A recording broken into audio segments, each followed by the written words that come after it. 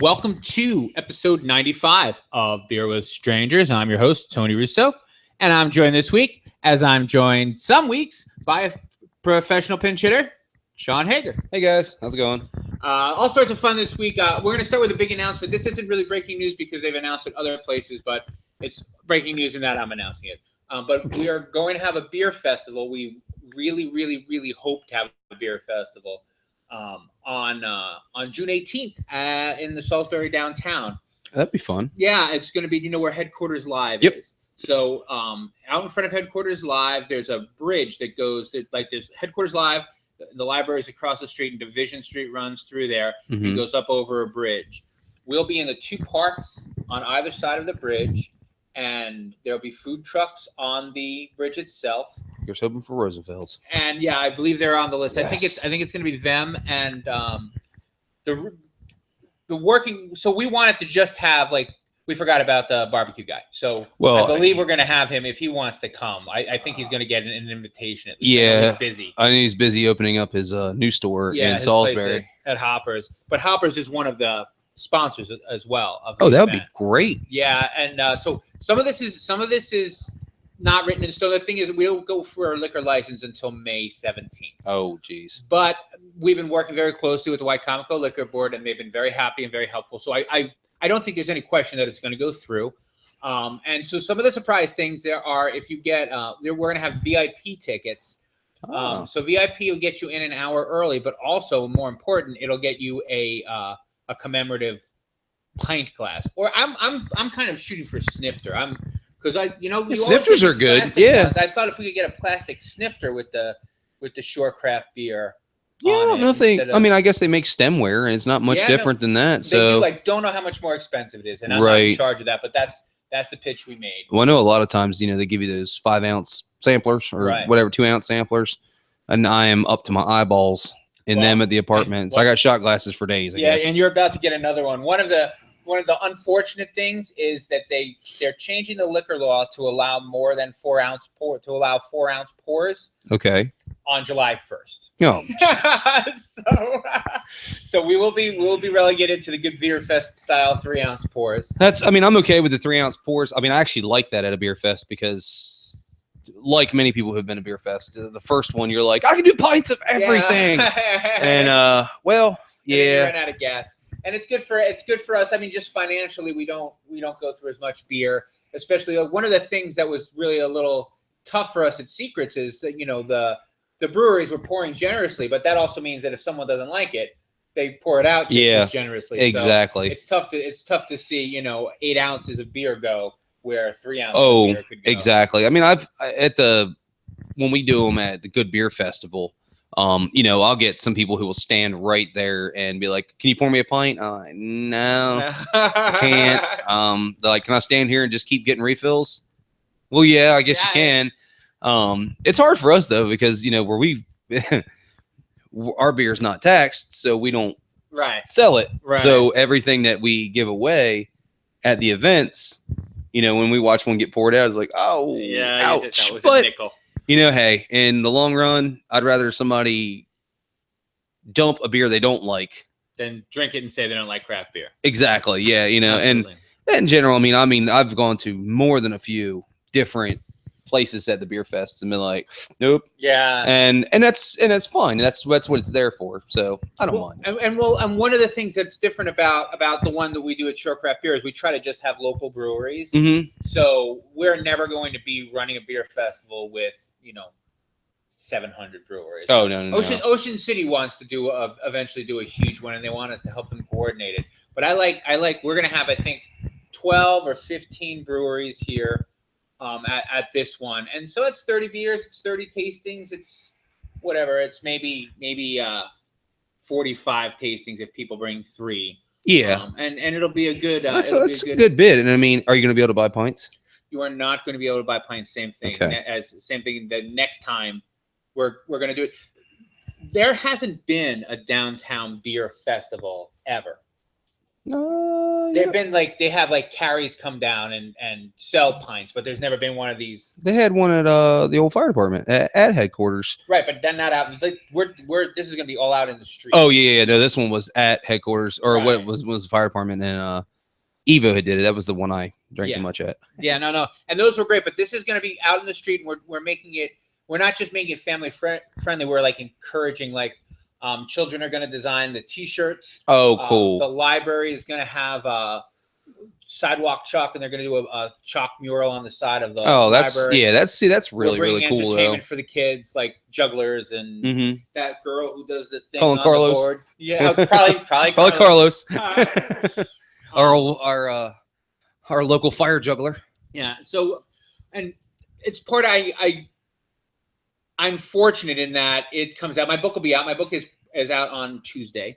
The Delaware one. Monday, Delaware Beer. And one of the things that I've been pushing in promoting that book is this idea of the beer garden as like a place for families that also had beer. You know, it's not a place for frat boys to get totally loaded. Oh, no. I actually love, I went on a cruise a while back, and there was a beer garden on the boat, and it's just that it's a relaxed atmosphere. It's It's not like, woo, let's get tanked. Yeah, no, just people hanging out and having a good time. And I feel that way at Hoppers, too. Hoppers is lovely. It's even though it's by the college, I've never had any kind of. Everybody seems to be cool and chill. Cool. The food's really good. Yeah. So and we were saying, I said earlier, Hoppers is gonna be one of the sponsors, and one of the things we're toying with is that you might be able to get dollar fills of your glass at Hoppers. I see. So you take your ticket and you can get a pint or two. Well, no, you take your because everybody's going to get the 3 ounce taster, the 4 ounce taster with 3 ounces in it or whatever. Yeah. And so you'll be able to. We're hoping that you could take that to Hoppers and say, fill her up. And that would be so cool. And so, Hoppers is sponsoring. The stage, and they're also buying the glasses. So the glasses are going to say Hoppers on them. Oh, that's great. Yeah, we thought it would be a good cross promotion. We think we could 1,200 people. We're not. I mean, we turned people away at the last one. That was the one that was in Ocean City that we did the right. We did the two beers for. And spoilers, not really, but that is on again for sure. It's probably going to be a little bit farther uptown. It's probably going to be on the boardwalk. Oh. We're talking to one of the up downtown, like 17th Street. Yeah, right. 16th Street. I got you. One of the hotels there about doing it in their parking lot, right on the boardwalk. Ooh, that would be fun. And we're hoping that you guys will do the beer. We didn't get we either didn't or couldn't. You guys can come, but you can't make beer at this one. That's fine. But Sean's like, I'll take that. No, I didn't have to make it last time, but last year it was hey, Shawn, I need you to come up with a recipe for fall beer. Oh, okay, cool. I need it in 2 days. What? So luckily it came out, and it's actually been a really good seller. So lucky That's me great. On that one. Well, we're going to do something similar to that again. And actually, on this week's State of the Beer, I don't know if you know that I do another beer podcast. Yep. So I haven't been able to get an interview for a while, but on this week's State of the Beer, we're going to talk to Danny Robinson, who owns Backshore. And who I believe is still looking for a brewer. Have you heard different? No, I haven't. I was actually asking someone about that yesterday because I don't remember his name.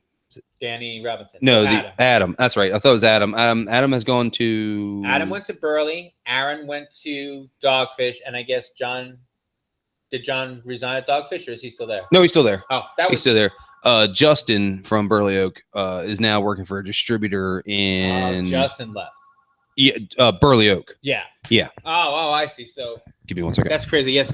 So we're missing Doug. We're also missing Donna. She doesn't work on this day anymore. So as a result, sometimes you're gonna have to just deal with me.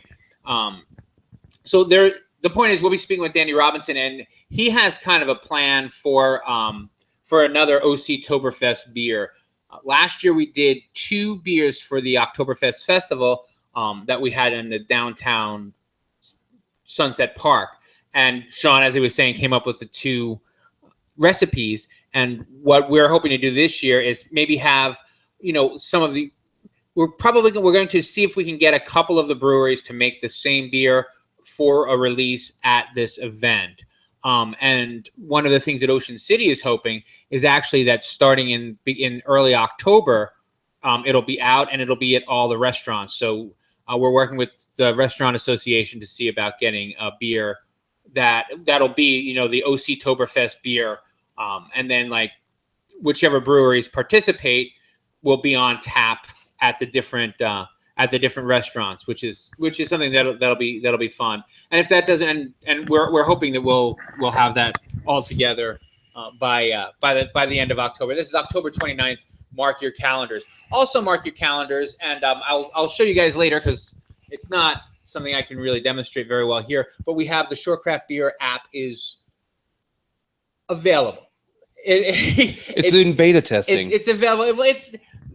So the powers that be don't agree that it's in beta testing, but I got you. What we're doing is we're coming up with a list of fixes, and it's not buggy. Mm-hmm. It's just inadequate. There are some things where it's inadequate. It needs to be built up some more. I would like it.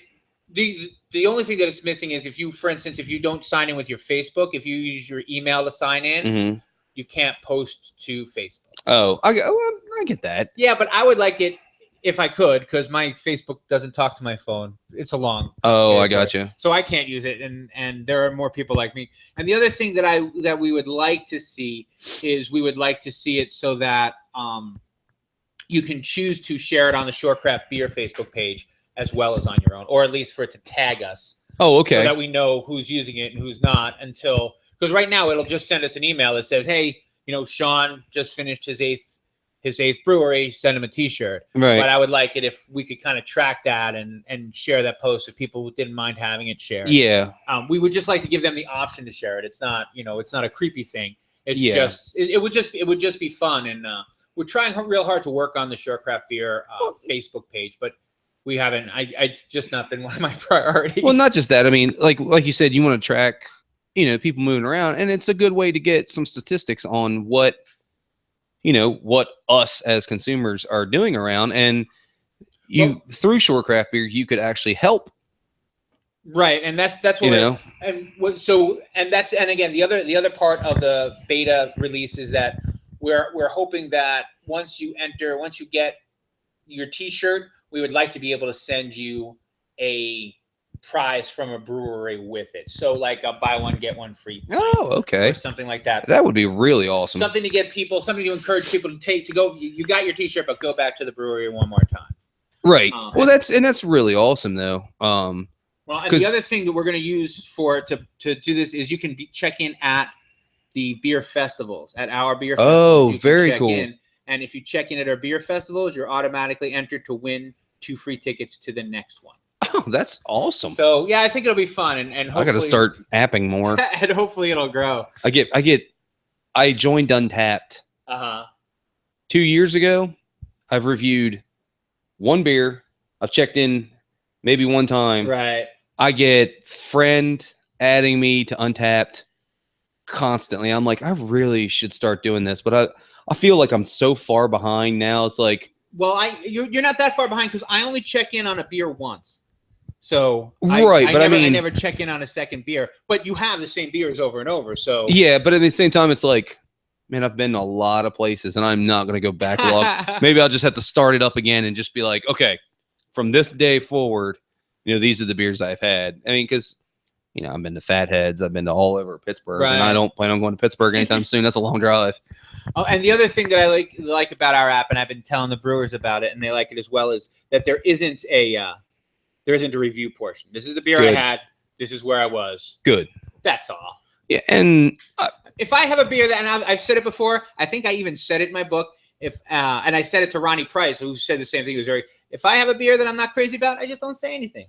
It's just because it's just I don't like it. If I'm not a professional, I don't know from exactly. If somebody asks me, or where I ask you. Well, not only that, but I mean, I've gotten a pretty close relationship with a few of the breweries around here, and a lot of times the brewers, because I'm friends with them, will ask me. They'll be like, "Hey, try this.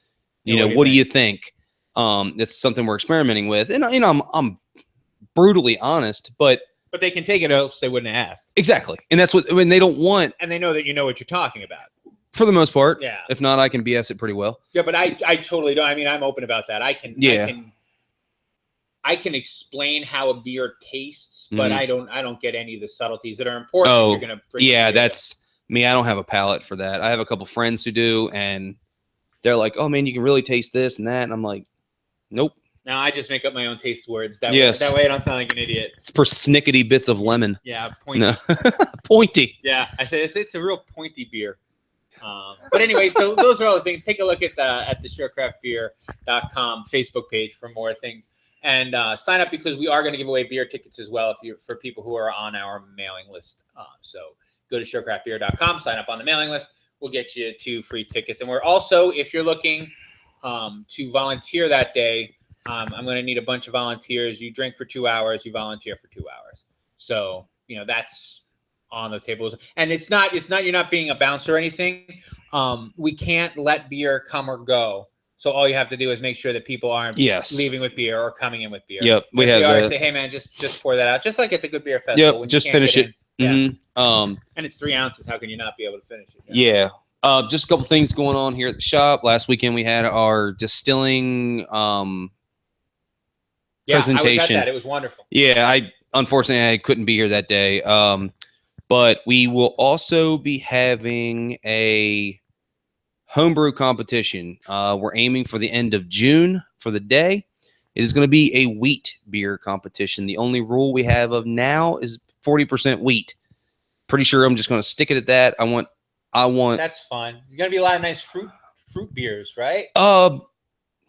I want some fruit beers, but at the same time, I would love to see some people kind of tag into the wheat styles you don't see homebrewers doing as much. Like, they don't think they have enough time to do a wheat wine, but if somebody has one from last year, wheat wines, Hefeweizens of Shore, Dunkelweiss, Weissbach. I mean, all these German beers, or go crazy. I've got 2 ideas in my head that I'm going to do for the day, not for to not be in a competition, but I think one of them's going to be pretty fun. A little different. And now, do wheat beers tend to have to be fermented, or lagered, or are they generally ales and that's okay? Yes, they can be both. Right. Not a lot of wheat lagers that are popular, I guess you'd say. So most of them are ales. Right. There's a couple German styles, like Weissbach and things like that will, are lagering. It's going to be difficult to do that. We've been talking about this for a while, and I found that if we announce something too soon, people forget about it, and then in the end we're like, I have nothing. So I don't want to, that, and I don't want. Well, one of the things that we were hoping to do is to do I wanted to do a homebrew. I knew you guys were doing it. I wanted to have it at Salisbury. I wanted you guys to have your own tent at Salisbury to have like the judging and stuff. Well, that's no, they said no. Oh, okay, never mind. So that's what I mean. That stinks. But one of the things we could think about is maybe doing something, because the 29th, then yes, that's something we would be able to do. Yeah. So maybe at the festival on the 29th, there could be a homebrew competition for like an Oktoberfest beer, let's say, or we could a fall beer competition. So put it in the back of your head, because that's what, like I said, I knew you guys had one coming up, so I was just trying to get permission, and they're like, you go to hell. But but they said that there's almost certainly not going to be a problem doing it in later, right? So, and that's fine. And what we did was last year we did a smash beer competition, and I think people really enjoyed themselves. There were a lot of good beers. Yeah, there was a lot of good beers. Even the ones that didn't score that great were still good beer, which was awesome to hear. And I think we're going to diversify the judges a bit more this year. I'm going to kind of pull some friends from homebrew clubs, and maybe even get a pro or two in here. I know people like to get that kind of feedback. Right. But I personally am not a wheat beer fan, but I know a lot of people love it, and it kind of seems to be fading in some people's eyes. So I think it'd be cool to bring it back. Oh yeah. I got some hops that are really hard to get that I'm going to make something out of. So this should be fun. That's fun. And so you're looking at maybe the 25th.